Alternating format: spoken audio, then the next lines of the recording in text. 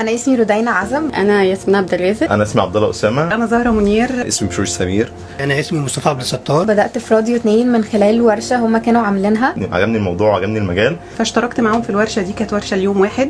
من خلال الورشه دي او من بعديها بدات في ان انا اعمل اعلانات، بدات شويه دوبلاج، سجلت خواطر كتير. واحلى حاجه في الدبلومه هنا يكون في ميتنج كل اسبوعين، بيكون في فرصه للتشاور مع المدربين بخصوص اي عمل انا بعمله في خلال الفتره دي.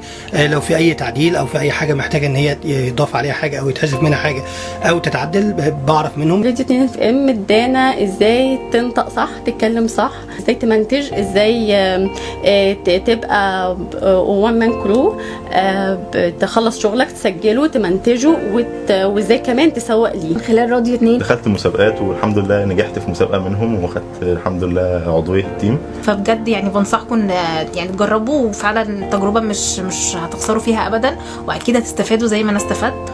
ودخلت في اماكن كتير بس للاسف كانوا بيتعاملوا معايا بالماديات اكتر، اما هنا في راديو 2 استفدت، واسعار رمزيه لاجل الامانه بامانه، يعني حاجات رمزيه خالص. اي حد يحب يشترك في القناه دي يعني على طول ما يترددش، هيستفاد جدا.